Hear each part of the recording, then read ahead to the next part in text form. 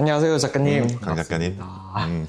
되게 오랜만에 뵙는데요. 그러게. 사실 작가님이랑 촬영하러 딱 이렇게 준비를 하면은 제가 먼저 생각하는 게 몇 편을 찍을까 막 이런 생각을 하거든요. 한 번 갈 때 많이 찍어야지 막 이런 생각도 하고, 그래서 효율적인 좀 동선 막 이런 네. 것도 생각을 하거든요. 근데 사람들도 다 그런 것 같아요. 돈이라든지 시간이라든지 여러 부분에서 효율을 좀 따져보게 되는 것 같은데, 작가님은 효율 어떻게 생각하시나요? 효율적이다라는 말 되게 좋은 말이잖아요. 그렇죠? 저도 효율적으로 사는 걸 되게 좋아해요. 네. 그런데 우리가 효율이라는 거에 대해서 생각을 하려면 효율이라는 단어의 정의에 대해서 알면 접근하는 게 굉장히 쉬워요. 그래서 우리가 뭔가 어떤 하나의 주제에 대해서 생각을 하고 대화를 나눌 때는 그 단어에 대한 정확한 의미를 서로 공유를 하면 대화하는 게 훨씬 쉬워요. 그래서 작가님이 생각하는 효율과 제가 생각하는 효율의 그 어떤 그런 그 접점을 찾은 다음에 이야기를 하면 좋기 때문에 제가 생각하는 효율은 뭐냐면 나의 노력에 대한 결과값의 차이가 효율이잖아요. 그렇죠? 네. 그래서 내가 어떤 결과를 얻기 위해서 얼만큼의 노력을 기울이는가, 그게 효율성을 의미해요. 그런데 우리가 이 효율이라는 게 결국에 결과 나누기 노력이라고 했을 때 효율적인 삶은 뭐냐면 결과가 커지고 분모인 과정이 줄어들게 되면 우리는 효율적이다라고 말을 해요. 쉽게 말해서 과정이라는 게 우리의 노력이라든지 우리의 비용이라든지 우리의 에너지, 이게 어떤 과정에 대한 노력을 의미하잖아요. 그렇죠? 그 노력을 적게 들이고 결과가 크면 효율적인 거잖아요. 그렇죠. 그거를 효율적 삶이라고 표현하기도 하고, 다른 말로 결과 중심적인 삶이라고 이야기해요. 분자가 결과이기 때문에. 결과가 커야 되는. 그렇지. 결과 중심적인 삶이 뭐냐면 효율적인 삶이에요. 그래서 대부분의 사람들은 효율적인 삶을 좋아해요. 왜냐? 노력을 하기 싫기 때문에. 그래서 노력이라는 과정은 줄이고 어쨌든지 자기의 노력에 비해서 더 큰 결과를 얻기를 원하잖아요.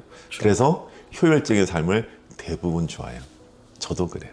네. 저도 그런데 저는 늘 그렇다고 효율적인 삶을 살지는 않아요. 저는 가끔은 조금 비효율적인 삶을 살기도 해요. 우리가 결과 중심적인 삶이 효율적인 삶이라 그런다면 우리가 비효율적인 삶은 뭐냐면 분모가 커지는 삶이에요. 아까 분자가 결과를 했고 분모는 과정이라 했잖아요. 그래서 분모가 커지는 삶을 뭐라 그러냐면 과정 중심적인 삶이에요. 그게 비효율적인 삶이에요. 그렇죠. 그런데 우리가 효율이 떨어지게 되면 결과도 크지가 않아요. 그렇지 않아요? 낮은 효율에서는 낮은 결과가 나오는데 그 낮은 결과가 나쁜 결과는 아닌 거예요. 우리가 알다시피 우리가 생각하는 좋고 나쁨이 나중에 그게 결국에는 좋은 게 나쁜 거일 수 있고 나쁜 게 좋을 수 있잖아요. 그거는 모르는 거예요. 그래서 저는 효율적인 삶과 조금 비효율적인 삶, 다시 말해서 결과 중심적인 삶과 과정 중심적인 삶의 밸런스를 좀 잘 잡아가면서 살고 있는 것 같아요. 어떤 거 하나만을 이렇게 고집하기보다는 밸런스 있게 한다, 이렇게 말씀해 맞아요. 주셨는데. 맞아요. 그러면은 좀 그 기준이라든지 좀 예시를 들어주실 수 있으실까요? 저도 그렇고 강 작가님도 그렇고 제가 자주 이야기하는 게 있어요. 우리가 행복하기 위해서 살잖아요. 그렇죠? 근데 우리가 생각하는 행복의 조건이 크게 네 가지예요. 뭔가 소유한다든지 누군가와 좋은 관계를 유지할 때, 그리고 우리가 어떤 건강해지고 매력적인 사람이 될 때, 그리고 마지막이 성공할 때 우리는 그것을 행복하다라고 해요. 그래서 우리는 행복하기 위해서 소유, 돈을 많이 벌기도 하고, 행복하기 위해서 관계, 사랑하는 사람을 만나기도 하고, 강 작가님처럼 결혼해서 살기도 하고, 이번에 임신을 해가지고 애 아빠가 되는 새로운 관계를 만들기도 하고, 그렇죠? 또 좀 더 다이어트를 해서 좀 건강하고 멋진 몸매를 만들기도 하고, 그런 모든 것들이 행복이라고 생각을 하고, 또 다른 뭐 직업을 가진다든지 다른 일을 통해서 성공하는 거, 그게 우리에게 행복이잖아요. 네. 그런 것들을 우리가 뭐라 그러냐면 행복의 조건이라고 그래요. 그래서 행복의 조건을 채우기 위해서는 효율이라는 게 굉장히 중요해요. 왜? 우리에게 행복은 남들보다 빨리, 맞아요. 그리고 남들보다 많이, 그리고 남들보다 길게 이 행복의 조건을 유지하는 게 우리의 인간들에게 있어서 중요한 행복의 조건의 충족감이라는 거거든요. 그래서 그런 충족감을 위해서 행복의 조건을 빨리빨리 충족하는 거 되게 좋잖아요. 저도 그래요. 그런데 행복의 본질은 조금 다른 거예요. 행복의 조건과 행복의 본질은 뭐가 다르냐면, 행복은 이런 거예요. 내가 그 행복의 조건을 조금씩 충족해 간 느낌을 알아차릴 때 느낄 수가 있는 게 행복이에요. 쉽게 말해서 우리가 행복의 조건의 하나인 소유, 돈을 벌 때, 내가 이렇게 돈을 벌기 위해서 이렇게 열심히 일을 하고 있구나라는 그 알아차림 속에 있어요. 내가 남들과 좋은 관계를 유지할 때, 내가 사랑하는 사람과 같이 지낼 때, 그 사람과 같이 있는 시간, 그 속에 행복이 있는 거예요. 네. 그래서 단지 내가 누구를 사랑하고 결혼하고 애를 낳는 게 아니라 그 시간 속에서 내가 현존함을 할 때, 내가 이런 관계 속에 있구나라는 알아차림이 어떻게 보면 행복이에요. 그리고 내가 날씬해지기 위해서 다이어트를 해서 성공하는 게 행복한 게 아니라, 네. 내가 다이어트를 해서 어제보다 100g씩 줄어들고 있고 내 몸이 건강해지고 있구나라는 그 알아차림 속에 우리 행복이 있는 거거든요. 그래서 그 알아차림이 행복이라는 걸 알게 되면 우리는 결과 중심적인 삶이 아니라 과정 중심적으로 살게 돼요. 왜? 행복은 현존하는 거기 때문에 지금 여기에 내가 이러한 것들을 하고 있구나, 그리고 이 하고 있구나의 과정과 내가 원하는 결과와 연결되어 있음을 아는 그 알아차림 속에서 우리는 행복을 느낄 수가 있는 거예요. 그래서 사실 행복과 비행복의 차이는 뭐냐면, 내가 얼마나 지금 이 자리에 머물러 있고 내가 어떤 생각, 어떤 감정, 어떤 느낌 속에 있음을 알아차리는 것, 그게 현존하는 것이고, 그게 과정에 머무는 것이고, 그게 과정 중심적인 삶이라는 거예요. 그래서 아까 말씀드린 효율적인 삶과 비효율적인 삶, 즉 결과 중심적인 삶과 과정 중심적인 삶을 적절하게 배분해서 적절한 어떤 밸런스를 가지고 살면 조금 더 행복의 조건에 치우치지도 않고, 그렇다고 너무 행복의 본질만 쫓아가지도 않는 약간 중도의 삶을 살 수 있는 그런 깨달음을 얻게 되는 거예요. 와, 되게 좋은데요. 제가 딱 들으면서 느꼈던 거는, 결과는 되게 한순간이잖아요. 과정은 되게 길고, 그러면은 결과의 순간적인 이런 기쁨보다는 과정을 위에다가 두는 게 어떻게 보면 되게 효율이 좋을 것 같다. 이런 그럼요. 생각도. 쉽게 말해서 결과라는 건 없잖아. 결과라는 건 늘 또 다른 결과의 과정으로만 존재하잖아요. 그래서 사실 결과라는 것은 이 과정의 연속일 뿐이에요. 그걸 알면 우리는 결과에 집착하지 않게 돼요. 결과라는 건 없고 우리는 늘 과정에만 머물러 있다. 우리는 영원히 과정에서 벗어날 수 없다는 것을 알아차리게 되면 결과 중심적인 삶, 과정 중심적인 삶에 대한 구분이 필요가 없게 돼요. 우리는 늘 과정 속에서 그 중심적으로 살게 되는 거예요. 어제 저녁이었습니다. 조깅을 마치고 집에 들어가다가 하늘에 노을이 보였습니다. 빨간색도 아닌 노란색도 아닌 주황과 다홍의 사이, 그 미묘한 색깔의 조화가 제 눈을 사로잡았습니다. 그 사이에 보이는 구름의 연결도 아름답습니다. 멍하니 노을을 바라보면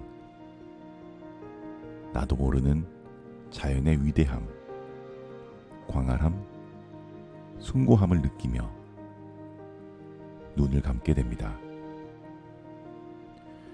그리고 마음속에 조용한 울림. 자연아, 너는 아름다워.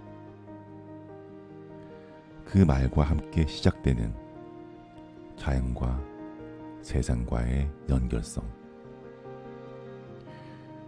그 속에서 나는 노을과 하늘과 자연과 하나됨을 느끼게 됩니다. 너는 아름다워. 너는 미.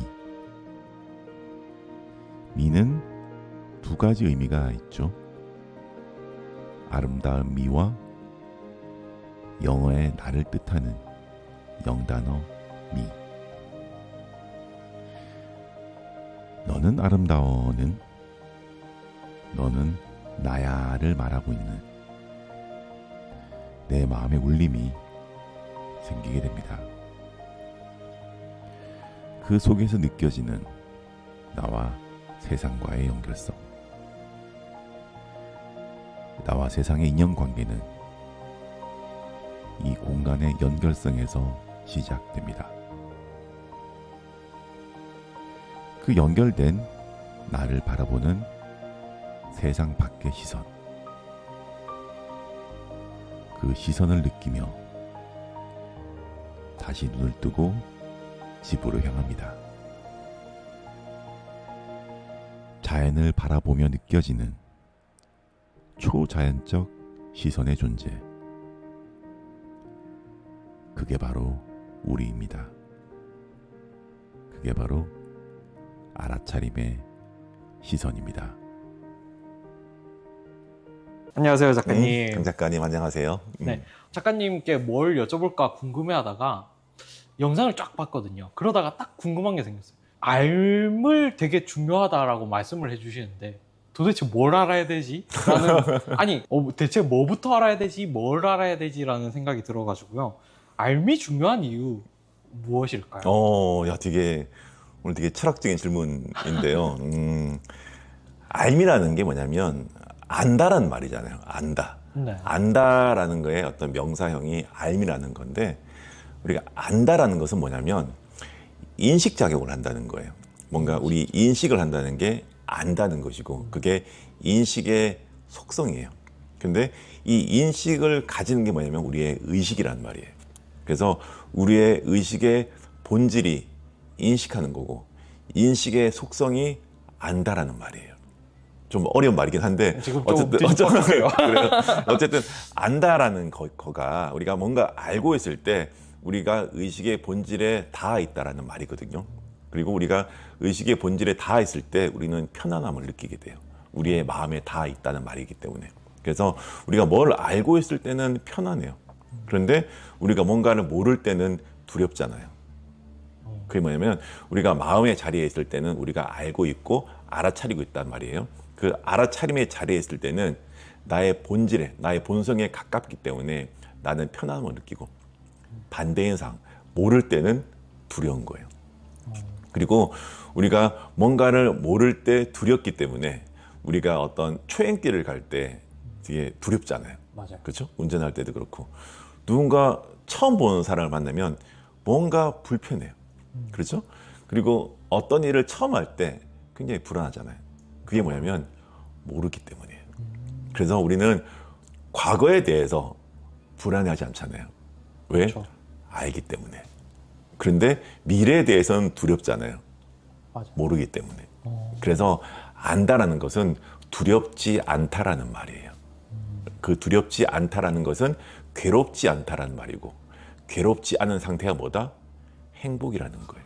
그래서 괴롭지 않은 게. 그렇죠. 괴로움이 없는 상태가 행복이라고 정의한다면 우리가 안다라는 것은 행복이라는 거예요. 그래서 우리가 행복해지려면 알아차림이 필요하고, 그 알아차림의 본질이 알미라는 거예요. 너무 어렵게 설명했는지 모르겠는데 이거를 한 두세 번 돌려보면 네네, 한번 두세 번 돌려서 계속해서 뭐 좀 정리하다 보면 알게 되실 거예요. 이거는 뭐 말장난일 수도 있을 것 네. 같아요. 모르는 게 약이다. 이런 속담도 있잖아요. 네네. 그리고 현실 살다 보면은 차라리 이게 모르는 게 더 나았을 것 같은데 이런 생각도 들거든요. 네네. 그거랑은 좀 다른 거겠죠. 우리가 두 가지가 있어요. 우리가 지식이 없을 때, 뭔가 어떤 분야에 대한 지식이 없을 때 뭐라 그러냐면 무식하다 그래요. 그렇죠. 그렇죠? 그런데 어떤 분야에 지식이 없으면, 즉 무식하게 되면 우리는 손해를 봐요. 그렇잖아요. 우리가 어떤 뭔가를 해야 되는데 어떤 그 분야에 대한 지식이 없으면 손해 보는 일이 굉장히 많잖아요. 그래서 뭔가를 알고 있을 때 손해를 덜 보는 게 지식 분야를 말하는 거예요. 그런데 또 하나의 분야가 있어요. 그거는 지식이 아니라 지혜라는 분야예요. 지혜에 대한 알미 없으면 그걸 뭐라 그러냐면 무식이란 말을 하지 않고 무지라고 해요.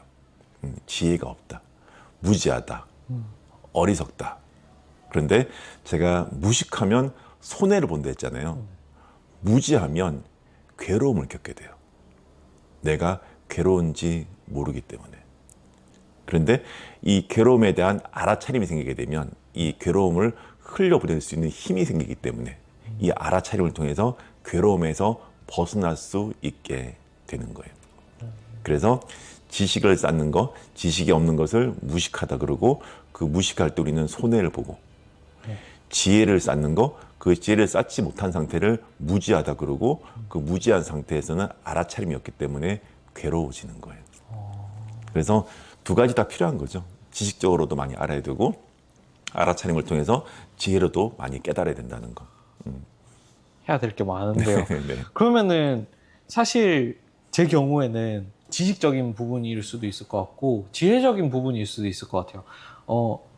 제 스스로는 이거 알고 있었는데 라는 생각이 들 정도로 착각하는 것 같거든요. 내가 이건 안다, 내가 알고 있고 이미 깨달았다라고 생각하는 부분이 있는 것 같은데 정작 행동이나 현실에서는 틀리게 그거를 표출을 하니까 그런 거에 대해서는 좀 또 다른 깨달음이 필요한 걸까요? 그렇죠. 그게 이제 메타인지예요. 자신에 대한 알미 필요한 거예요.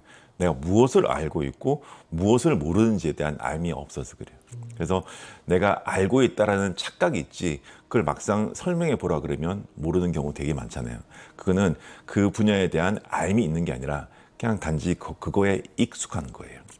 익숙한 거하고 우리가 이해한 거하고 그리고 믿고 있는 거하고 지혜로 증득한 거 전혀 다른 문제예요. 익숙함과 이해의 차이는 뭐냐면 우리가 차를 타고 가고 있는데 내가 10년 된 차야. 딱 가고 있는데 본네트에서 연기가 났어요. 네. 그럼 우리 어떻게 해요? 한번 열어보잖아요. 네, 차를 세우고 열어보면 아는 게 하나도 없어.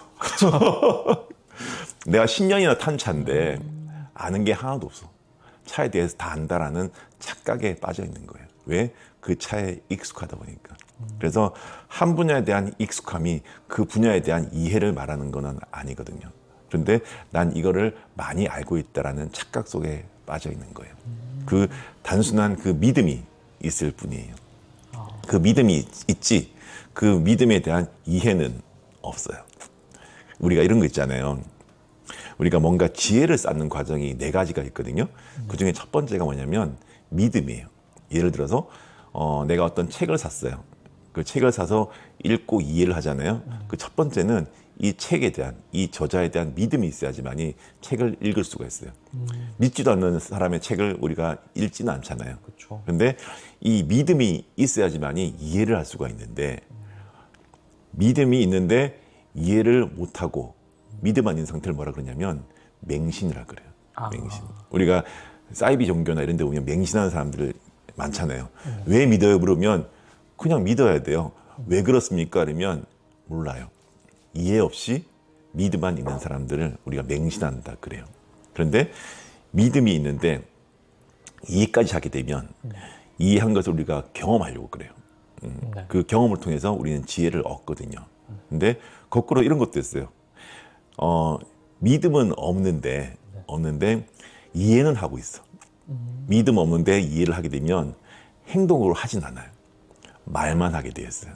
어떤 사람이냐면 지혜에 지식이 많은 사람들이 있어요. 그러니까 뭔가를 알고 있는데 그 알고 이해한 거에 대한 믿음이 없기 때문에 이걸 행동으로 이행하지를 못하는 거예요. 아, 믿지 않으니까. 그렇죠. 믿지 않으니까 이해만 하기 때문에. 그런 사람들을 제가 전에 뭐라 그랬냐면 토나와라는 말을 썼어요. 토크 only, no action with appraisal. 뭐냐면 말만 하고 네. 행동하지 않고 지식만 많으니까 남에 대한 평가만 하는 사람들. 맹신하는 사람들은 믿음만 있는 사람이고 토 나오는 사람들은 믿음 없이 이해만 있는 사람들. 그런데 어떤 분야에 믿음이 있고 이해가 있어야지만이 이것을 경험으로 이행할 수가 있는 거고, 그 경험을 통해서 깨달음을 쌓아나갈 때 그 쌓아나가는 깨달음 우리가 증이란 말을 쓰거든요. 그래서 우리가 믿는다는 것은 신이라는 거고, 믿을 신자를 쓰고, 그리고 이해한다 할 때 해자, 그리고 어떤 행동을 할 때 행, 그리고 그 행을 통해서 쌓아나가는 증, 그게 신해 행증이라는 거예요. 이 네 가지가 우리가 지혜로워지는 과정이라는 거예요. 그래서 아까 강 작가님이 나 이거 알고 있는데 실제로 보면 모르는 이유는 뭐냐면 그냥 알고 있다라는 믿음만 있는 걸 수 있는 거예요. 그래서 과연 내가 이거를 잘 알고 있는지 검증하려면 타인에게 설명할 수 있을 정도가 되어야 돼요. 그러면 내가 이해하는 거예요. 그리고 내가 이해한 거에 대해서 믿음이 생기면 나도 모르게 이걸 한번 해볼까? 라는 경험하고픈 생각이 드는 거예요. 그 경험을 통해서 내 몸에 쌓이게 되는 지식이라는 것은 머리로 습득을 하고, 습득된 것을 몸을 통해서 체득을 하고, 체득된 것을 우리 마음에 쌓아나가는 증득하는 과정이 지혜로 가는 길이라는 것을 알았으면 좋겠어요. 너무 어려운 이야기를 드렸나? 아니, 제가 진짜로 어떻게 보면은 몸으로 좀 잘 경험을 못하고 있었나라는 생각도 좀 들기도 하고요. 네네. 네. 이 신의 행증이라는 개념을 알게 되면 이게 이제 단순하게 우리가 성인들한테도 필요한 거가 되지만은 수험생들한테 되게 도움이 돼요. 그래서 수험생 입장에서는 빨리 입시를 치러야 되기 때문에 그런 것들을 어떻게 하면 공부를 잘 할 수 있는지에 대한 어떤 비법도 이런 신의 행증의 과정을 통해서 알아갈 수가 있어요. 제가 중간에 머리가 멍해졌는데 그걸 말씀드리고 싶었어요. 사실 제가 이렇게 좀 행동으로 못 미친 게 그냥 영상만 보고 이렇게 이야기로만 스쳐 지나가서 그런가라는 생각이 좀 들기는 했거든요. 네네. 그런 의미에서 최근에 또 책을 쓰신 게 또 그거에 도움을 주시려고 하시는 수 있겠다. 인생의 연금술이라는 책을 통해서 제가 말씀드린 내용도 담아놨으니까요. 한번 뭐 입시생뿐만 아니라 조금 더 성장하고 싶고 성취를 하고 싶은 것들이 많은 분들은 아마 책이 좀 도움되지 않을까 생각을 해봤습니다. 그러면 다음 시간에는 그 책을 읽을 때 이렇게 문장을 분해하고 나만의 이렇게 메타워드, 메타 센텐스를 만드는 경험을 볼 수 있는 시간을 그래서 만들어. 다음에 제가 책을 가지고 와서 네. 어떤 식으로 제가 책을 읽어 나가는지 한번 저의 독서 방식을 여러분들한테 한번 공개를 한번 하도록 하겠습니다. 네, 좋습니다. 네. 오늘도 감사합니다. 감사합니다. 항상 삼감하세요. 우리는 늘 소통하고 있습니다. 남들과 소통하고 세상과 소통하고 마지막으로 나와 소통하고 있습니다. 그 소통의 수단은 두 가지입니다. 브레인을 통한 소통과 하트 페이스를 통한 소통입니다. 뇌를 통한 소통은 생각의 소통입니다. 우리의 생각을 통해서 말을 하고 그 말을 통해 행동을 합니다. 브레인의 소통이 인간이 가진 최고의 무기이자 소통입니다. 인간을 만물의 영장으로 만든 도구입니다. 두 번째는 하트 페이스를 통한 소통입니다. 우리의 심장과 표정을 통한 소통입니다. 우리의 생각에 감정과 느낌의 에너지를 담는 소통입니다. 우리의 생각에, 즉 우리의 브레인의 소통에 우리의 감정과 느낌이 담길 때 그 생각은 전달력이 좋아집니다.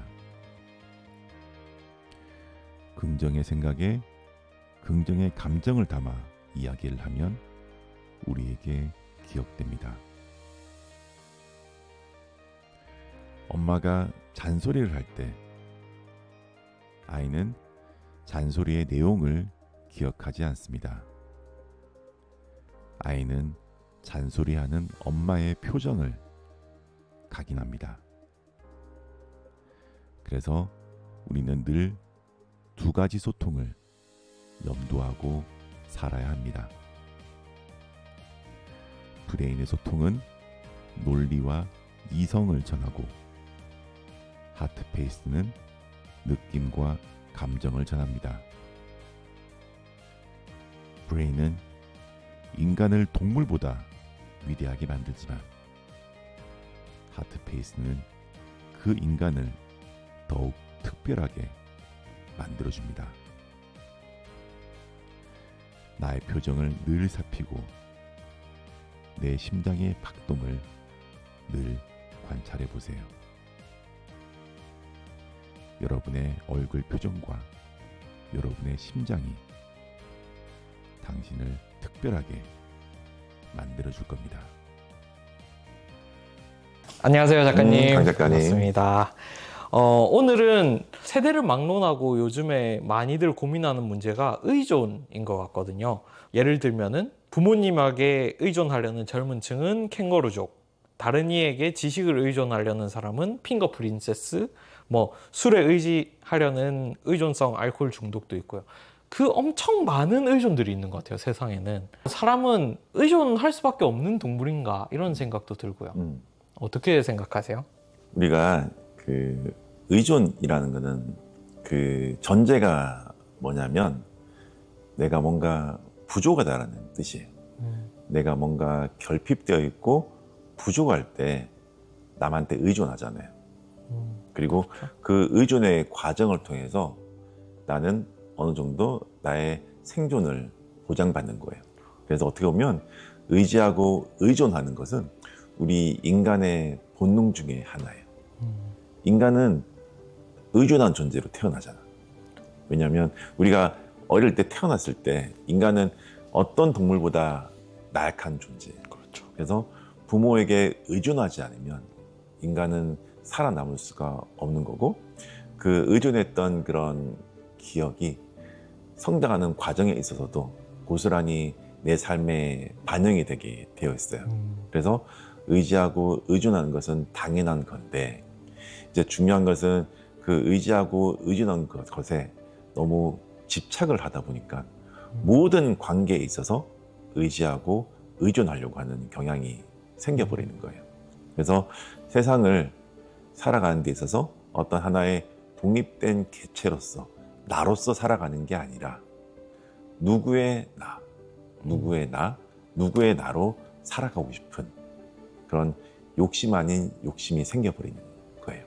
그게 어떻게 보면 관계의 시작을, 누군가 관계를 맺을 때 처음부터 나는 너가 필요해 라고 말하는 필요하다는 니드의 관계로 시작을 해서 그래요. 그래서 우리가 누군가를 만나고 누군가를 사랑하고 어떤 관계를 맺을 때 우리는 그 사람이 필요로 하기 때문에 그 사람과 만나서 관계를 유지하는 거거든요. 근데 그 필요로 한다는 그 니드라는 게 우리 관계의 시작이다 보니까 그 사람에게 의지하고 의존하는 것 같아요. 사실 그 의존이 큰 사람도 있고 뭐 상대적으로 적은 사람들도 있잖아요. 내가 다 할 거야. 이렇게 의존도가 높아지는 이유가 있을까요? 그러니까 어떻게 보면 자립심이 좀 약해서 그런 것 같아요. 제가 아까 말씀드렸다시피 의존성이 강한 사람은 결핍감이 많은 거라 그랬잖아요. 내가 부족하기 때문에 의지하고 의존하기 때문에. 그런데 이런 의존성이 떨어지고 자립심, 독립심이 강한 사람들은 내 안에 결핍감이 아니라 나 스스로에 대한 신뢰감이 있는 거예요. 나에 대한 신뢰감을 우리가 자신감이라 그러잖아요. 그 자신감이 있는 사람은 남에게 의존하지 않게 되는데 이 자신감이 있으려면 자존감이 있어야 돼요. 자존감이 뭐라 그랬죠? 자기 존재에 대한 감각이에요. 내가 어떤 존재인지를 알게 되면, 즉 내가 뭐를 잘하고 내가 뭐를 못하는지, 자신에 대한 메타인지가 있을 때, 그러면 내가 잘하는 것을 조금 더 강화하고 내가 못하는 것을 좀 보완함으로써 어떤 분야에 있어서 자신감이 생긴단 말이에요. 그리고 내가 못하는 분야에 있어서도 내가 단점을 보완함으로써 자신감을 회복할 수가 있어요. 그래서 그런 자존감을 통해서 자신감을 회복하는 게, 아니면 자존감을 통해서 자신감을 강화하는 게 어떻게 보면 의존성을 낮추는 가장 좋은 방법이라고 할 수가 있어요. 그러니까 어떻게 보면은 자신감, 자존감의 문제가 그것이 결핍이 되다 보니까 더 의존하고 뭐 작은 선택조차도 다른 사람에게 의존하고 이렇게 되는 것 같은데. 맞아요. 그래서 내 마음이 결핍으로 차 있으면 그 결핍을 나의 자신감으로 채우지 않고 오히려 내가 누군가한테 의존하는 게 편하다 보니까 내 마음을 자신감이 아닌 다른 사람들의 시선, 그걸 눈치라 그러고, 다른 사람들의 의견, 그걸 상식이라 그래요. 다른 사람의 눈치라든지 다른 사람의 말과 다른 사람의 상식으로 그걸 채우다 보니까 그런 남에게, 타인에게, 누군가에게 의존하게 되는 거예요. 왜? 내 마음속에는 늘 다른 사람의 시선과 의견이 가득 차 있기 때문이에요. 그러면은 이제 자신감, 자존감, 그러니까 겉에 막 이렇게 덕지덕지 붙은 거 다 치우고 다시 이제 자존감, 자신감으로 돌아간다고 하면은 좀 뭐부터 해야 될까요? 나부터 알아야 될까요? 그렇죠. 제일 중요한 거는 자기 존재에 대한 감각이 있어야 돼요. 그 자기 존재에 대한 감각이 뭐냐면 나에 대한 메타인지, 나에 대한 알미라는 거예요. 내가 어떤 말을 하고 어떤 생각을 하고 어떤 행위를 하는지, 그 생각과 말과 행위를 통해서 내가 남들과 다른 어떤 특별한 점을 가지고 있고 남들보다 못한 이런 단점을 가지고 있는지 자신에 대한 알미 있다 보면 그 장점을 강화하고 단점을 보완할 수가 있거든요. 그런 과정을 통해서, 이 자존감을 통해서, 자기 존재에 대한 감각을 통해서 자신을 신뢰할 수 있는 그런 감정, 자신감을 키울 수 있어요. 그 자신감이 생기게 되면 나도 모르게 의지하지 않게 되고 의존하지 않게 돼요. 그러면 그 의지와 의존이 없어지게 되면 타인의 인정이 필요로 하지 않는 거예요. 그때 비로소 내가 당신의 인정을 필요로 하는 니드의 존재가 아니라 당신에게 나의 인정을 줄 수 있는 기부의 존재로 바뀌게 되는 거예요. 누군가의 인정을 받는 삶을 뭐라 그러냐면 노예의 삶이라 그래요. 노예는 타인의 인정, 주인의 칭찬을 가장 중요시 하잖아요. 그런 노예로 살아가는 게 아니라 내 인생의 키를 내가 들고 그들에게 인정을 주고 사랑을 주고 칭찬을 줄 수 있는, 뭔가 기부할 수 있는 삶의 주인이 되는 거예요. 그렇게 살아가는 게 훨씬 더 관계적인 측면에서도 그렇고 삶의 어떤 긴 여정에 있어서도 어떤 올바른 방향이라고 저는 생각을 하고 있어요.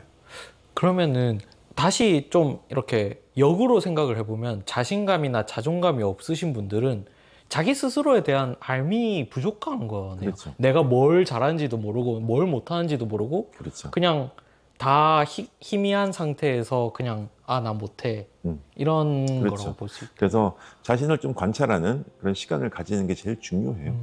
우리는 나를 들여다보지 않잖아요. 우리는 하루에 스마트폰을 한 5시간 이상 보면서 자신의 마음을 5초도 보지 않잖아요. 내 마음 상태가 어떤지, 그 마음을 통해서 올라오는 어떤 생각, 어떤 감정, 어떤 느낌, 어떤 오감을 내가 바라보고 느끼고 내가 생각하는지에 대해서 한번 생각해보고 바라보는 시간이 바로 명상이잖아요.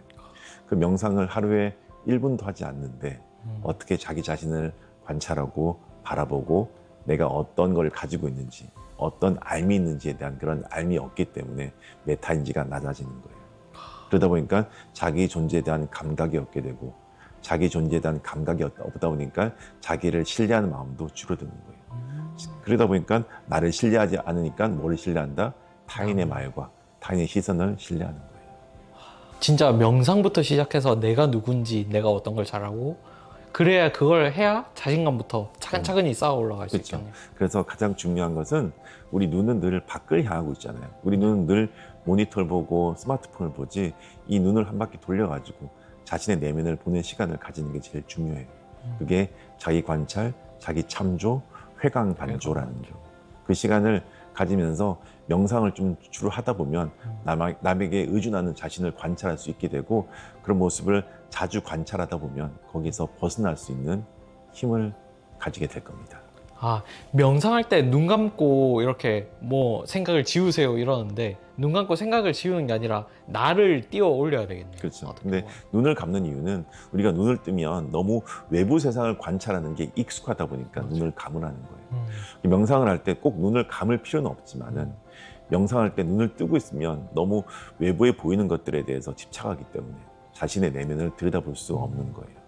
물론 외부에 보는 것을 우리가 느낄 수도 있어. 아, 내가 이것을 보고 있구나라고 또 다른 알아차림을 할 수가 있는데 그거는 조금 명상에 조금 습관화되고 어느 정도 조금 레벨이 올라간 사람들이 하는 거고 초창기엔 눈을 감고 외부로 가던 나의 눈을 안으로 돌리는 것을 연습하는 거에 있어서는 눈을 감는 게 좋은 것 같아요.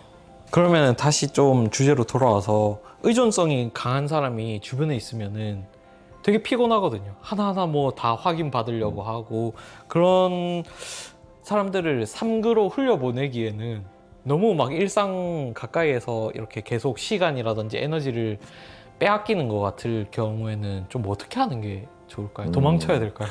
좀 어려운 문제긴 한데 네. 우리가 나에게 의존적인 사람, 나에게 의지하는 사람 그런 사람들을 사실 처음에 보면 되게 착해 보여요. 왜? 내가 시킨 대로 다 하니까. 선택지를 다 나한테 주니까. 그렇지. 내 말을 잘 듣는 존재니까. 보통 그런 사람들을 연인으로 삼고 결혼한 경우도 되게 많아요. 내 말을 잘 듣고 내 말을 잘 듣다 보니까 우리는 생각이 비슷한 것 같고 비슷한 감정과 비슷한 느낌을 느끼는 것 같아요. 네. 생각이 비슷하구나라고 생각하는 순간 관계에 괴로움이 시작되는데 그런 괴로움이 있다는 것을 모르고 시작하는 경우가 대부분이에요. 그러다 보니까 이 사람이 나를 필요로 하고 있구나라는 것을 모르고 이 사람이 내 말을 잘 따르네 해서 시작을 했는데 알고 보니까 이 사람은 나에게 너무나 의지하고 의지를 넘어서 나에게 의존한 존재라는 것을 알게 되는 거예요. 그러다 보면 이 사람은 내 인생에 나의 노예가 돼버립니다. 그러면 그게 좋지 않느냐? 절대 좋지가 않아요. 이 사람이 나에게 노예가 되는 순간 이 사람은 나에게 집착을 해요. 왜냐? 내가 없어지면 안 되거든. 나는 이 사람의 행복의 조건이기 때문에 내가 없어진다는 것은 이 사람의 불행의 조건에 해당되는 거기 때문에 내가 없어지면 안 되기 때문에 이 사람은 나에게 집착하게 되고 그 집착하는 과정 속에서 어느 순간 나도 이 사람의 노예가 되는 거예요. 서로에게. 서로가 서로에게 노예가 되는 관계가 되는 거예요. 그러다 보니까 어떻게 보면 가장 안 좋은 관계가 서로가 서로를 필요로 하는 관계. 그게 노예의 관계예요. 가장 좋은 관계는 서로가 서로에게 사랑을 주는 관계. 서로가 서로를 존중하는 관계.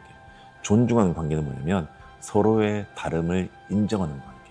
그게 내가 옳고 너가 그르다가 아니라 너와 나는 다른 존재이기 때문에 옳고 그른 게 없다라는 관계가 서로의 다름을 인정하는 관계, 다른 말로 서로를 존중하는 관계예요. 의존하는 관계는 뭐냐면 내가 옳고 너가 그르다. 내 말을 따라 그렇게 할게. 이게 너무나 오래 지속되다 보면 서로가 서로에게 이제 옳음을 주지 않은 관계가 돼요. 그러다 보면 처음엔 서로가 서로의 노예가 되는데 이제 서로가 서로의 주인이 되려고 하는 거예요. 막 주도권 싸움을 하려고 그렇죠. 하는 거예요. 그런 관계가 지속이 되면 너무나 인간관계가 괴로워지는 거예요. 그래서 한 번쯤은 우리가 어떤 관계인지를 한번 생각해 보는 그런 시간을 한번 가져봤으면 좋겠어요. 직장에서 인간관계로 힘들어 하시는 분들이 많습니다. 윗사람에게 비난을 들을 때도 있고, 동기나 후배들의 무시를 받을 때도 있습니다. 그로 인해 회사 생활이 힘들어지고 퇴사까지 하는 분들이 많습니다. 하지만 생각해 보면 타인이 나를 비난하거나 무시할 때 나 스스로가 그렇지 않다는 것을 알면 그 비난과 무시에 반응하지 않을 수 있습니다. 그냥 삼그하며 흘려보낼 수 있습니다. 하지만 내 마음에 힘이 없을 때 그 마음의 나약함이 현실에 투영되어 관계의 나약함을 만들고 그 관계의 나약함 속에서 타인의 말과 행동은 나에 대한 무시나 비난으로 바뀌어 버립니다. 길을 가는데 뚱땡이 아줌마야 라고 말하는 누군가의 말에 저는 아무런 생각에 그리고 감정의 동요가 발생하지 않습니다. 그렇지 않다는 것을 알기 때문입니다. 그래서 흘려보내고 그들의 말이 저의 마음을 나약하게 만들지 않습니다. 타인이 나에게 부정적 감정을 줄 때는 늘 삼그하며 흘려 보내보세요.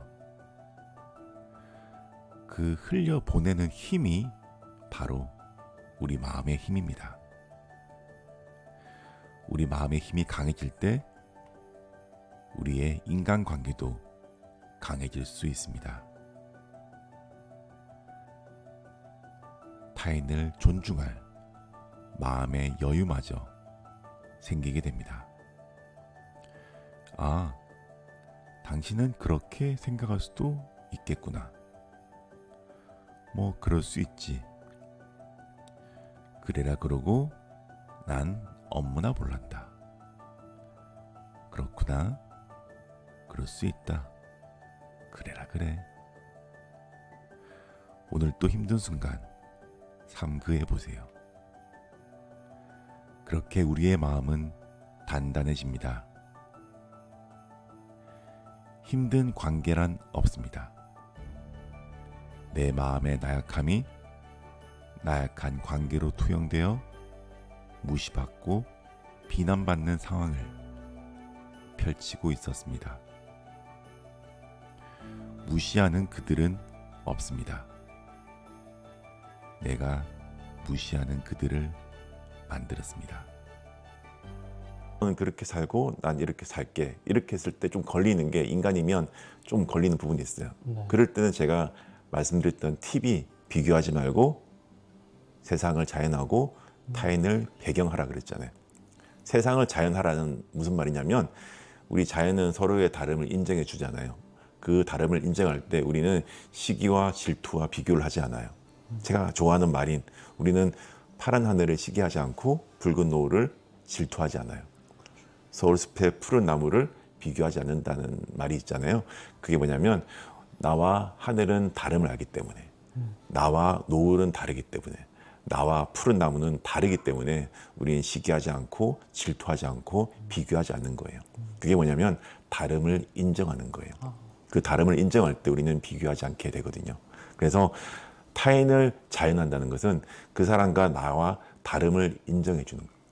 그게 세상을 자연하는 거고, 타인을 배경하는 것은 내 삶의 배경으로서 그들을 놔두는 거예요.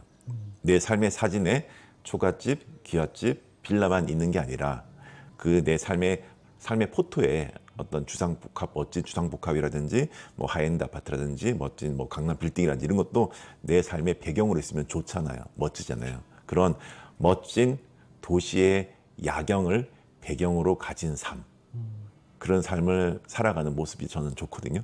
그래서 타인을 그렇게 배경으로 놔두게 되면 그 사람은 배경이고 나는 주인이니까 그런 멋진 배경을 가진 삶의 존재로서 살아갈 수 있는 거예요. 정말 그런 것 같아요. 그러니까 같은 사람이니까 같은 옆집 아들 그리고 나는 우리 집 아들 같은 아들이니까 서로 비교를 한다라고 생각하는데 전혀 다른 그냥 다른 존재이니까 그렇죠. 그걸 인정하고 다를 수 있음을 인정하면은 그렇죠. 비교 때문에 고통받을 필요가 없다 이 그렇죠. 말씀이시죠. 네. 나는 벚꽃이고 너는 목련이야. 그거예요. 그렇게 하면 세상을 자연하는 거거든요. 서로의 다름을 인정하고 존중해 주는 거. 서울숲은 그렇게 살잖아요. 서울숲에 있는 다양한 풀과 꽃들은 서로의 다름을 인정해 주고 있잖아요. 그래서 내가 지더라도 너가 핌을 인정해 줄 수 있는 것. 근데 우리는 그렇지 않잖아요. 우리는 내가 누구보다 빨리 꽃을 피워서 이 꽃이 영원하기를 바라는 거예요. 근데 그런 거는 세상에 자연에 존재하지 않아요. 딱 하나 존재하는 게 뭐죠? 조화라는 거예요. 조화. 조화는 한번 핀 꽃이 죽질 않잖아요. 그 조화는 조화로서의 삶이 있지만은 조화는 아름답지가 않잖아요. 왜? 지지 않기 때문에.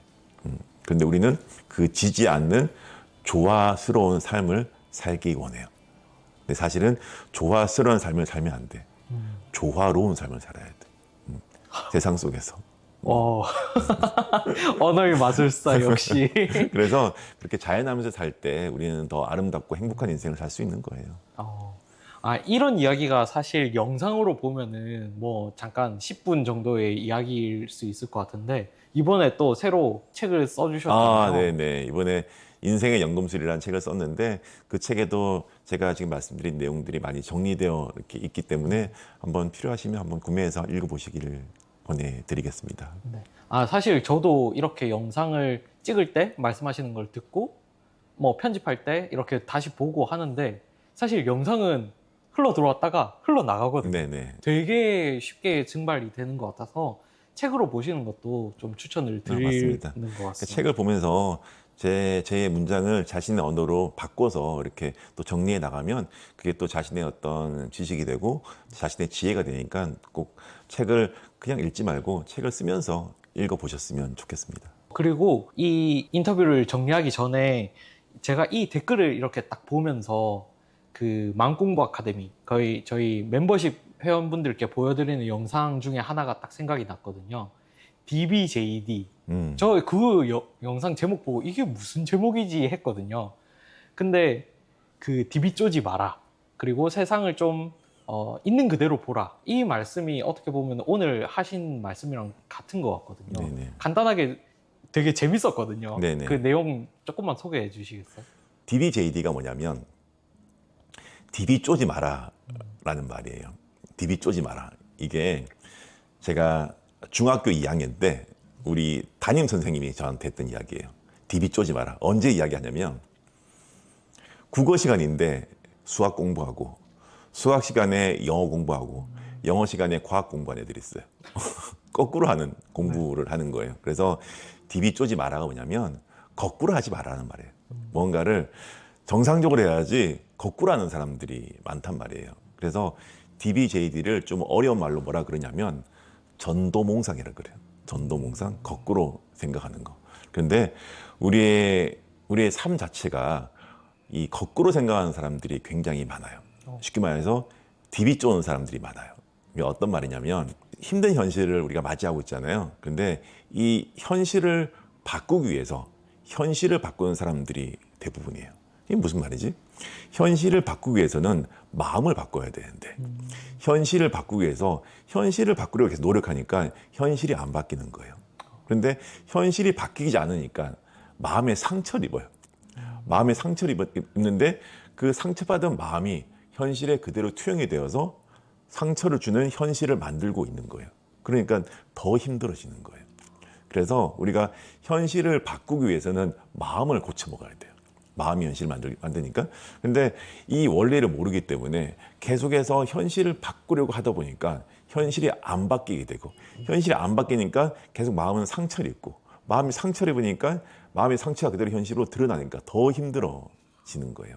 그게 뭐냐면 전도몽상, 거꾸로 생각하는 거예요. 마음을 고쳐 먹어야 되는데 내가 원하는 현실이 있어요. 그 원하는 현실이 내가 원하는 어떤 미래의 희망이야. 그 희망을 꿈꾸면서 계속 살지만은 그 희망 속에 지금의 과정을 허용하지 못해요. 왜냐? 지금은 싫거든. 지금이 싫으니까 내가 원하는 미래를 내가 원하잖아요. 그런데 사실 바뀌어야 되는 것은 지금 현실에 대한 마음의 정의가 바뀌어야 돼요. 지금의 현실, 지금의 과정을 감사하게 받아들일 수 있어야 돼요. 왜? 지금의 힘든 과정을 허용할 때 내가 원하는 미래의 그 시간도 허용할 수가 있는 거예요. 과정과 결과는 연결되어 있으니까. 그래서 오늘의 이 일상에 대해서 감사할 수 있어야 돼요. 지금 일상의 당연함은 나의 과거의 간절함이 만든 거잖아요. 그 과거의 나에게 감사하면서 지금의 일상에 대해서 감사할 때 내가 원하는 미래에 대해서 감사하게 받을 수 있는 힘이 생기는 거예요. 그래서 우리의 마음을 결핍과 어떤 부정과 어떤 두려움으로 채색하지 말고 물들이지 말고 내 마음이 좀 긍정적으로 바뀌게 되면 긍정의 관점을 가지고 세상을 바라보게 되면 그 긍정의 현실이 펼쳐지게 되어 있어요.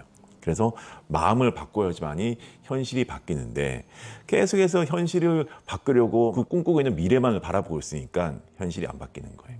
그래서 꼭 기억해야 될 것은 그 꿈에서 벗어나야 돼요. 그런 망상에서. 현실을 바꿔야지만이 현실이 바뀐다라는 그 꿈에서 벗어나는 게 DBJ예요. DBJD를 DB 쪼지 마라 라는 말도 있지만은 DBJD를 영어로 하면 뭐냐면 그게 Don't be just dreaming 이에요. 꿈만 꾸지 말고 꿈에서 깨어나서 알아차리라는 거예요.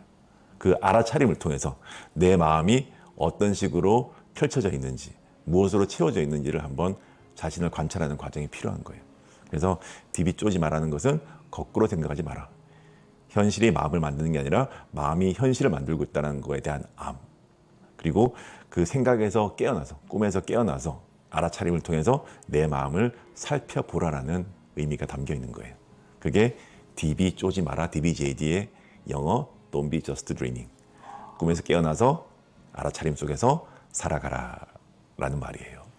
네, 오늘 이렇게 댓글 쓰신 분께 정말 좋은 해법을 그냥 주신 것 같아요. 많은 분들이 참고가 되는 영상이 되었으면 좋겠습니다. 네, 감사합니다. 감사합니다. 여러분, 여행을 가보면 알게 됩니다. 우리 여행의 목적지가 어디일까요? 여행의 목적지는 호텔일까요? 아니면 맛있는 음식이 나오는 레스토랑일까요? 사진 찍기 좋은 해변일까요? 아니면 안락하게 쉴 수 있는 야자수 그늘일까요? 모두 아닙니다. 여행의 목적지는 여행입니다. 지금 여기가 여행의 목적지입니다. 지금의 낯섦을 느끼기 위해 우리는 여행을 합니다. 그 낯섦이 주는 설렘과 두려움이 여행에서 돌아왔을 때 일상의 감사를 만들어주기 때문입니다. 여행이란 지금 여기를 연결해서 만든 스토리입니다. 여행이 지금 여기의 스토리라면 여행의 목적지는 지금 여기입니다. 우리의 삶도 여행입니다. 삶이라는 것도 지금 여기를 시간이라는 X축으로 적분한 것입니다.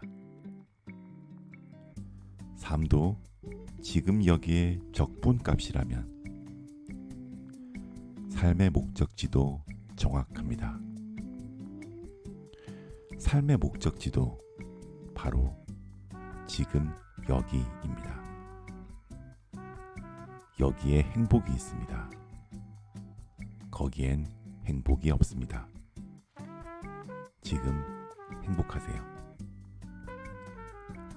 따라해 볼까요? 아이는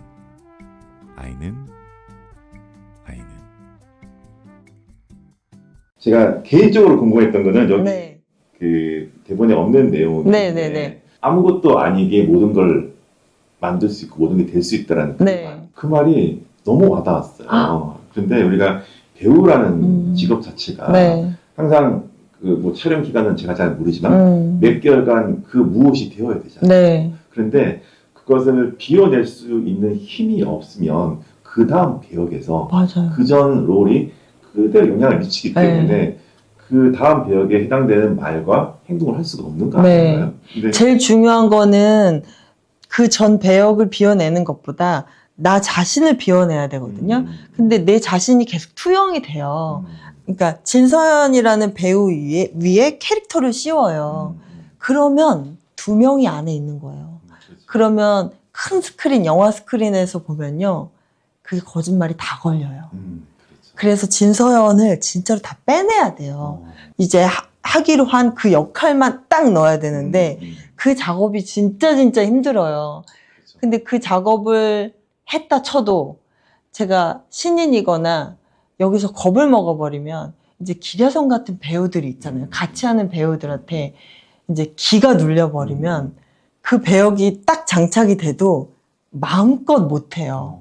그래서 제가 여기에 쓴 말이 나는 아무것도 아니기에 무엇이든 될 수 있다. 이 말을 제가 언제 썼냐면요. 독전 준비할 때 너무 무서운 거예요. 나는 신인인데 내가 해야 될 퍼포먼스가 너무 강력한 거예요. 근데 기려성 같은 배우들이 다 지켜보고 있는 신이에요. 못하겠는 거예요. 죽고 싶은 거예요. 도망가고 싶고.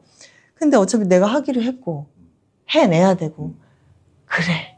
나는 아무것도 아니니까 뭐든지 될 수 있어. 이렇게 딱 마음을 먹어버리니까 그냥 촬영 현장이고 촬영 끝날 때까지 그 캐릭터로 있었어요. 진서연은 아예 없었어요. 그래서 다들 현장에서 저를 되게 이상한 애로 알았을 거예요. 진서연의 모습이 단 한 번도 있었던 적이 없거든요. 안녕하세요, 진서연입니다. 이런 적이 없었어요. 그냥 얘 보령처럼 이러고 있었으니까 좀 무서우셨을 거예요. 그 배역을 맡았던 그런 배우로 보이는 게 아니라 네. 그냥 그 배역 그 자체로 보이는 거예요. 네, 그게 우리 마음 속에 내가 이 사람이다라는 강력한 무의식이 없으면 맞아요. 그렇게 네. 말하고 행동하고 그 느낌과 표정까지 전달할 수가 없거든요. 맞아요. 우리는 우리 엄마가 나한테 잔소리할 때 잔소리하는 말의 내용은 기억하지 않는데 잔소리하는 엄마의 모습과 맞아요. 눈빛은 기억하잖아요. 에너지. 그거를 그 에너지가 기운이라는 건데 네. 그 기운을 그 무의식에 나도 모르게 각인시켰다는 음. 게 대단한 건데 그걸 또다시 그걸 빼내서 또 다른 무의식을 각인시킨다는 게 굉장히 힘든 거거든요. 맞아요. 예를 들어서 내 마음속에는 나는 가난한 사람이다라는 무의식이 박혀있는 사람에게 나는 풍요로운 사람이다라는 무의식을 심어준다는 건 굉장히 어려운 일이고 그 무의식이 각인되기까지 몇 년이 걸리는데 어떻게 보면 진서연님은 그거를 너무 잘하셔가지고 굉장히 신기했어요.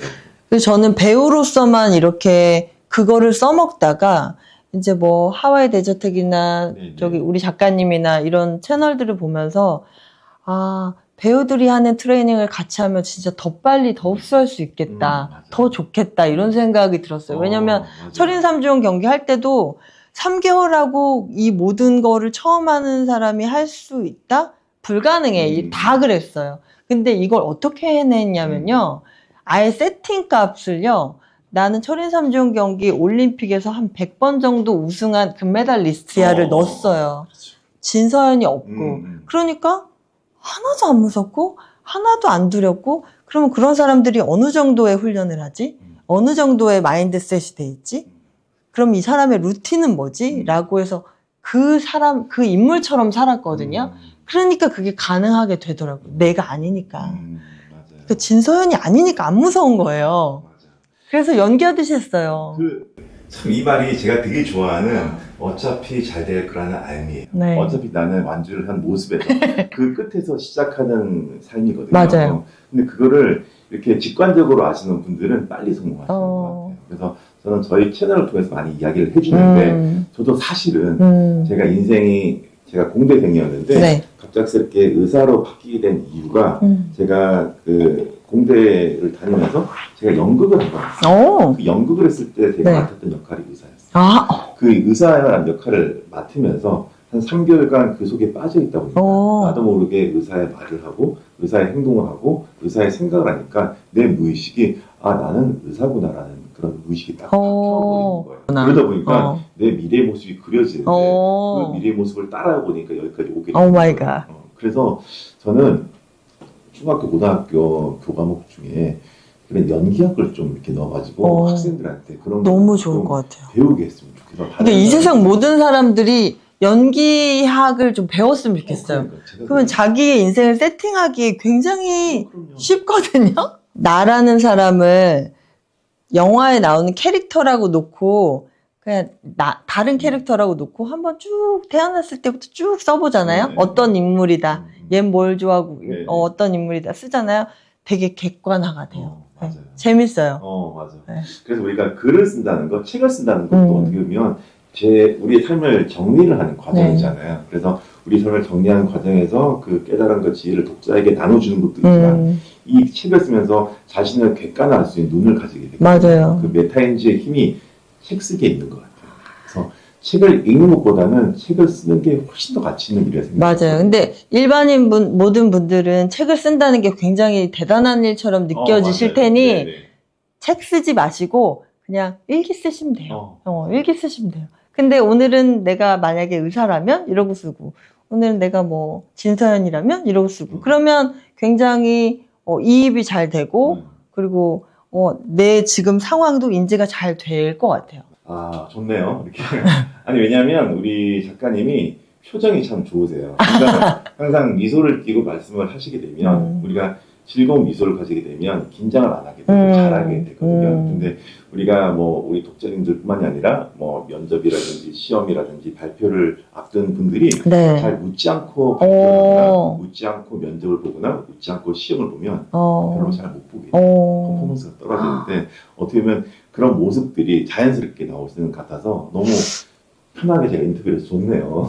저 신인 때 오디션을 진짜 많이 보는데 버릇이 관찰하는 버릇이 있어요. 사람이고 사물이고 현상들을 좀 관찰하는 버릇이 있는데 쭉 대기 의자에 앉아 있는데 모두 다 이렇게 긴장해서 이러고 있더라고요. 근데 면접 보는 사람들은 저런 태도를 보이고 저런 에너지구나.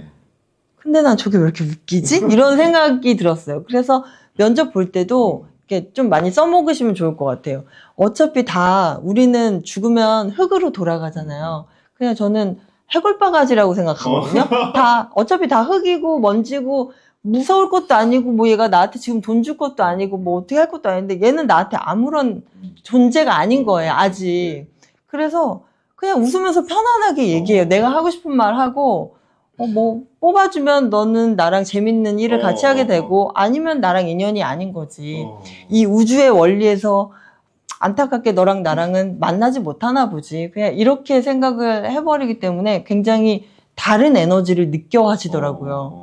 너 왜 긴장 안 해? 너 왜 웃어? 뭐 이런 식으로 질문을 하시는데 긴장하는 연기를 할 수는 없잖아요. 그래서 제가 시상식이나 상 받을 때 굉장히 제 것 나중에 찾아보시면 이런 게 하나도 없어요. 왜냐면 되게 즐거운 날이잖아요. 그래서 신난다, 좋다 막 이러면 다른 여배우들 보면은 막 이러고 있어요. 그렇죠. 서연님은 그 순간을 즐기기 때문에 잘할 수밖에 없고 다른 배우자분들은 나가서 잘하려고 하기 때문에 잘할 수가 없는 것 같아요. 근데 사실 여러분 잘 보일 필요 없어요. 그 누구한테도 나한테만 잘 보이면 돼요. 맞아. 내 자신한테만. 아까 앞에 있는 분들이 해골이다라고 생각했잖아요. 제가 옛날에 제가 한 30대 때 저도 이런 발표할 기회가 안 왔는데 저도 좀 가끔 긴장되고 떨릴 때는 어떻게 생각했냐면 우리 사람의 몸이라는 건 음식을 통해서 만들어지잖아요. 우리의 몸은 음식이거든요. 그래서 내 앞에 치킨이 200마리가 있다. 그런 생각을 했어요. 그러면 되게 편해요. 맞아요. 치킨들 앞에서 이야기하는데 뭐가 힘들까? 그러니까요. 아까 말씀하신 해골이라는 부분이 굉장히 공감이 돼가지고 그냥 자연 원리대로 흙으로 돌아갈 흙. 나도 흙. 그리고 이 부분도 굉장히 제가 저랑 비슷한 부분이라서 공감을 많이 했는데 우리가 작가님이 따로 롤 모델이 따로 있는 게 아니고 나의 한 5년 후, 10년 후에 진서연을 나의 롤 모델로 삼는다고 말씀하셨잖아요.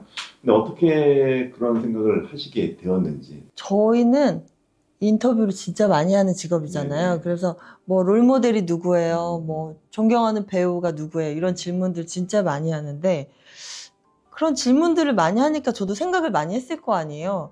근데 아무리 생각해도 내가 저 사람을 100% 좋아하진 않는데 저거 싫은데 그리고 저 사람은 뭐 물론 멋지지만 내가 저 사람이 되고 싶은 건 아닌데 이런 생각에 갭이 계속 있으면서 그럼 나는 롤모델이 뭐야? 누가 되고 싶은 거야. 이런 고민을 엄청 많이 했거든요. 근데 저의 루틴들을 많이 만들어내고 내가 성장을 해가면서 내가 좋아지기 시작했거든요. 근데 지금의 완벽하지 않은 나의 모습일지언정 내가 어떻게 해 나가고 있는지는 나는 아니까 그럼 한 5년 뒤에 나, 10년 뒤에 나는 내가 더 좋아지겠네? 이런 생각이 들어서 그 다음부터는 저는 5년 뒤에, 10년 뒤에 제가 롤모델이에요. 저는 저처럼 되고 싶어요 라고 말씀을 하시는데 이거를 곡해만 안 하시면 이게 자만심이 아니라 성장하고 있는 내 모습이 좋다는 뜻이거든요. 그리고 내가 나답게 성장하고 싶은 거지 누구답게 누구처럼 되고 싶은 게 아니라서 더 건강한 것 같아요. 이게 사람들이 착각하는 게 자존감과 나르시즘에 대한 착각 때문에 그런 것 같은데 맞아요.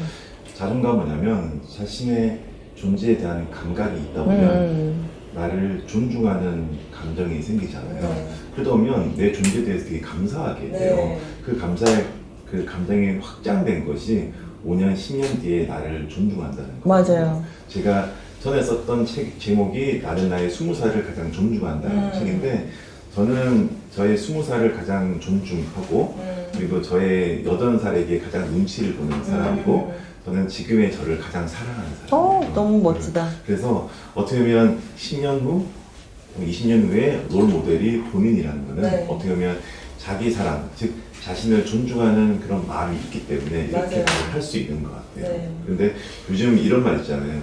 힐링 시대에 저 힐링 받고 싶어요. 저는 이런 말 별로 안 좋아하거든요. 힐링 받는다는 것은 뭐냐면 나 스스로 나를 환자, 병자라고 생각하는 거예요. 그러면 그거는 나를 케어하는 존재지 나를 존재로서 사랑하는 게 아니거든요. 근데 나의 지금을 사랑하고 10년 뒤, 20년 뒤에 나를 존중하는 그 마음 아래에는 정말 강력한 자존감이 있는 것 같아요. 자존감이 없어요. 자존감이 높아지려면 어떻게 해야 돼요? 이런 질문들 많이 하시는데 이 모든 거의 바탕에 감사함이 있으면 정말 이 모든 게 감사하고 이 손가락이 10개나 있어요. 하나도 아니고 10개나 있고 눈도 있고 코도 있고 이렇게 걸을 수 있는 다리가 있고 이것만으로도 저는 너무 감사하고 되게 놀랍거든요. 그래서 욕심을 버리고 감사함을 먼저 찾는 게 정말 기초인 것 같아요. 저희 채널에서 항상 우리 그 채널 구독자님들은 아시겠지만 제가 항상 강조하는 게 살아있다는 단순한 기적과 볼 수 있다는 황홀한 축복 그리고 말하고 움직일 수 있는 자유로움에 대한 감사 이 세 가지거든요. 우리는 항상 살아있는 기적이 있고 손가락도 있고 눈도 다 보이고 그래서 얼마나 좋아 움직일 수 있고 다리도 있고 그런 것들을 일상의 당연함에 대해서 별로 감사함을 못 느끼는 사람들이 많거든요. 근데 늘 감사하는 우리 진서님의 모습이 이 말씀하시고 표정에 딱 보면 손가락 움직이는 거에서 이렇게 즐겁게 웃으시는 분 잘 없으시잖아요. 진짜로 얼마나 감사해요. 5손가락이나 있다니. 맞아요. 그러다가 정말 새끼 손가락에 약간 상처 났어. 아파. 그럼 이게 하루 종일 생각이 나면서 가시라도 박혀봐요. 네. 돌아버려. 이런 거이라도. 맞아요. 맞아요. 그제서야 새끼 손가락에 감사하잖아요. 건강한 손가락에 대해서. 그러니까 아프기 전에 감사하는 게 맞아요. 정말 중요한 것 같아요. 우리가 또 우리 배우님이 그 세바시에서 이야기했던 엄마적 사고뿐만이 아니라 과학적 사고를 말씀하셨거든요. 그 부분도 굉장히 인상 깊어요. 한번 들어보시죠. 그 과학자적 사고는 뭐냐면 내 인생에 실패는 없는 거예요. 과학자들은 매번 실험을 하잖아요. 첫 번째 케이스, 두 번째 케이스, 100번째 케이스, 1000번째 케이스. 근데 자기가 만족할 만한 케이스가 나오면 나 성공했어. 논문 쓸 거야. 발표, 논문 발표 이렇게 하잖아요. 그러니까 완성은 아니어도 그리고 매번 이 과학자들이 첫 번째 케이스, 두 번째 케이스를 실패했다고 하지 않아요. 첫 번째 케이스가 이렇게 나왔구나. 두 번째 케이스, 세 번째 케이스. 그래서 계속 행동을 해봐야 돼요. 움직여서 행동을 해봐야 돼요. 그러니까 내 인생에 실패는 단 한 번도 없는 거야. 과학자적 사고를 하면 나는 계속 시도만 했을 뿐이지 실패는 한 적이 없는 사람이 되는 거예요. 그래서 엄마적 사고와 과학자적 사고를 함께 했으면 좋겠는 게 엄마처럼 나를 정말 명확하게 봐주고 따뜻하게 바라봐주고 그리고 서연아, 넌 실패하지 않았어. 계속 시도하는 되게 멋진 아이야. 계속 시도해. 그리고 너가 만족하면 거기서 또 다른 시도를 해봐. 이런 말을 해주고 싶어서 그때 세바시에서 그런 얘기를 했었죠. 좋네요. 네. 과학도적 사고. 그런 것 같아요. 우리 내비 찍고 가다가 다른 길 들었다고 해서 좌절하지 않아요. 사실 실패한 거 아니죠. 그렇죠. 다른 길을 알게 된 거지. 그렇죠. 그러면서 알게 된 길이 너무 예뻐가지고 그러니까요. 한 번 더 가는 경우도 네. 있잖아요. 맞아요. 그래서 우리 왜 이런 거 있잖아요. 대한민국에서 한 번 실패하면 다시 못 일어난다라고 그러는데 실패와 시도는 같은 말 아닐까요? 그럼요. 뭔가 시도를 했으니까 실패했다라는 말도 할 수 있는 거고. 맞아요. 근데 무조건 시도를 하셔야 돼요. 우리가 운명에서 벗어날 수 없다 그러는데 운명이라는 게 어떻게 보면 운이 만드는 생명을 이야기하는데 운이라는 게 어떻게 보면 그 실패라는 거. 몇 번 실패하다 보면 맞아요. 성공하는 방식을 과학자들은 알게 되잖아요. 방향을 점점 잡아가는 거죠. 그렇죠. 그래서 그 방향 잡는 게 내비의 목표를 향해서 네. 가잖아요. 그리고 그 목표가 어차피 아까 말씀하신 대로 나에게 이루어질 것을 알고 있다면 우리 내비 타고 가다가 약간 다른 길 가는 데서 불안해하지 않잖아요. 그렇죠. 네, 그래서 잠깐 쉬었다 가는 거죠. 그렇죠. 그래서 어떻게 보면 그 과학자적 사고 밑바탕에는 엄마적 사고를 통해서 늘 나의 존재에 대해서 살해해주는 무언가가 있다면 네. 그 결과에 올라가는 과정이 결코 외롭지만은 맞아요. 않겠다는 생각이 그러니까 엄마랑 나랑 함께 가는 기분이어서 사실은 혼자지만 외롭지 않아요.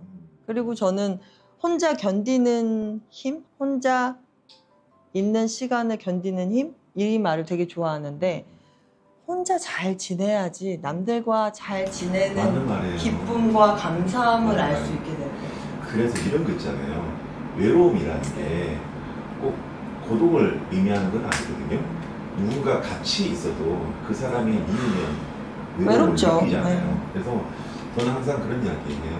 항상 외로움이 고독과 동의는 아니고 고독에 대한 부정적 감정이 외로움인데 자신을 사랑하는 사람은 혼자 있어도 절대 외롭지가 맞아요. 않다는 말을 해요. 그냥 그런 무드도 좋을 때 있잖아요. 네.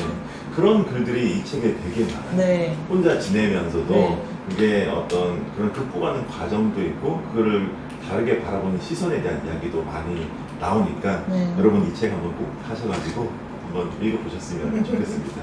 제가 늘 이야기하듯이 여러분 책은 두 권 사는 거예요. 한 권은 나를 위해서, 하나는 내 소중한 사람들에 대한 선물, 그 경험을 위해서. 그래서 오늘 이 견딜 겁니다라는 책을 꼭 서점 가셔서 한 권씩 두 권 사셔가지고 읽어보셨으면 강매 아닌가요? 좋겠습니다. 아니 오늘 너무 좋네요. 저는 사실 개인적으로는 우리 배우님이자 작가님 처음 뵀는데 이 전해지는 그런 바이브라는 게 있잖아요. 굉장히 긍정적이시고 굉장히 어떤 감사로 물들어 있는 그런 바이브를 느껴서 저는 오늘 이 시간이 굉장히 감사하고 저도 너무 좋습니다. 뜻깊은 시간이었고 굉장히 시간이 기억에- 더 있었으면 네. 4시간짜리예요. 4시간 기억에- 얘기해야 돼요. 기억이 남을 것 네. 같아요. 그래서 이 하나의 질문에 대해서도 질문이 꼬리에 물고 계속 할 수가 있는데 저희가 너무 짧은 시간 안에 네. 소화를 하느라 다 못했는데 언젠가 또 기회가 된다면 또 모시고 네. 한번 또 진행을 해보도록 하겠습니다.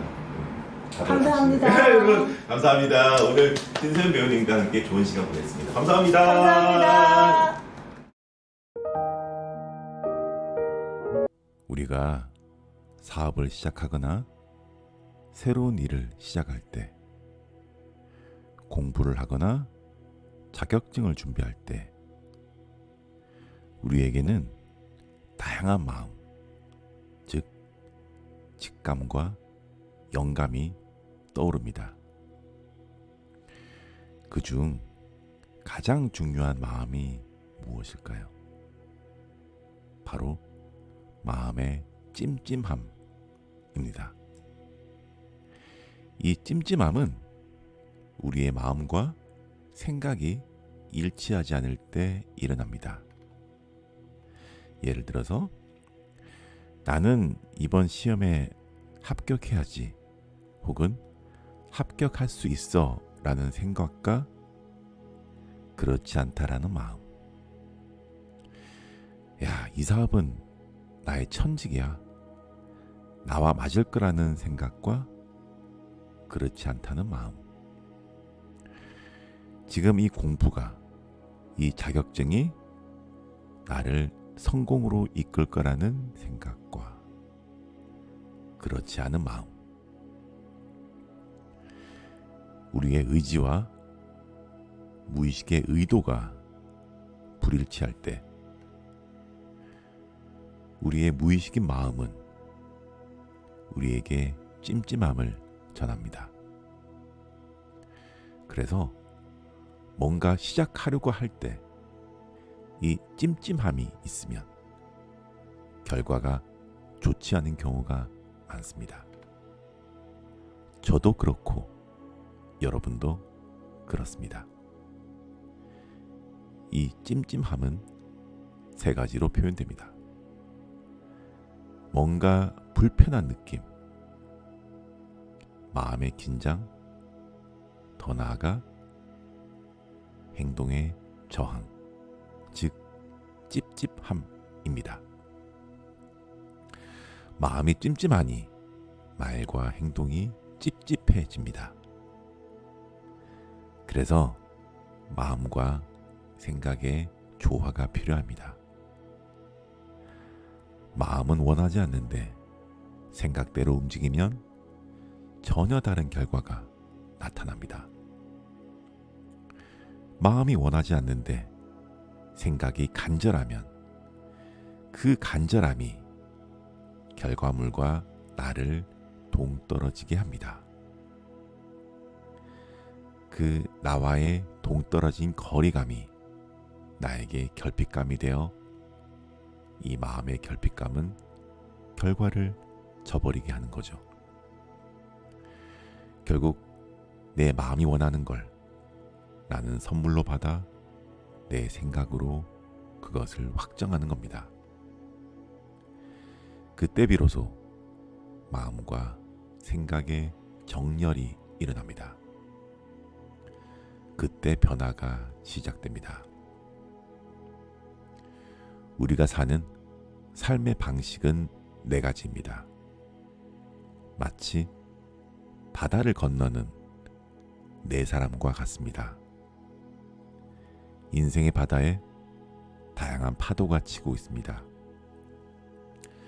첫 번째는 뗏목으로 표류하는 사람이 있습니다. 아무런 의지 없이 세상에 책임 전가하는 사람입니다. 마음대로 사는 사람입니다. 수용하는 사람이 있습니다. 자신의 의지대로 세상을 만들려는 사람입니다. 생각대로 사는 사람입니다. 세 번째는 헤엄치는 사람이 있습니다. 자신의 의지와 마음의 직관을 적절히 조율하는 사람입니다.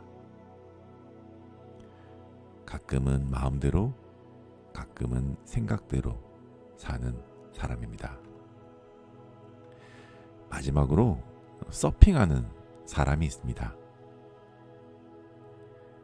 자신의 의지와 마음의 직관을 일치하며 사는 사람입니다. 생각을 생각하며 사는 사람입니다. 생각을 생각하는 삶, 그 사유하는 삶이 바로 알아차리는 삶입니다. 내 마음의 직관을 알아차리고 그 직관이 주는 선물을 받아들이고 오늘을 계질소충하며 서핑하는 인생입니다. 표류하거나 수영하거나 헤엄치거나 서핑하거나 선택은 여러분에게 달렸습니다.